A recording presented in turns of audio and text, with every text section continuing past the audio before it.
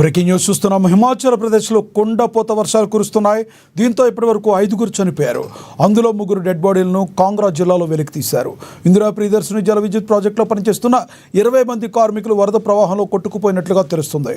కాంగ్రాతో పాటుగా కులు ప్రాంతంలో భారీగా వర్షాలు కురుస్తున్నాయి. ధర్మశాలలోని కొన్ని ప్రాంతాల్లో ఆకస్మిక వరదలు సంభవించాయి. కేంద్ర రాష్ట్ర రెస్క్యూ బృందాలు 250 మందికి పైగా ప్రజలను రక్షించినట్లుగా ఆఫీసర్లు తెలిపారు. కాంగ్రా పోలీస్ సూపరింటెండెంట్ షాల్ని అగ్నిహోత్రి మాట్లాడుతూ ఆకస్మికంగా వరదలు రావడంతో చాలామంది కొట్టుకుపోయారని చెప్పారు. సహాయక చర్యలు ప్రారంభించినట్లుగా పేర్కొన్నారు.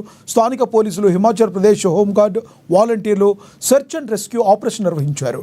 ఇందులో 250 మందిని సురక్షితంగా రక్షించారు.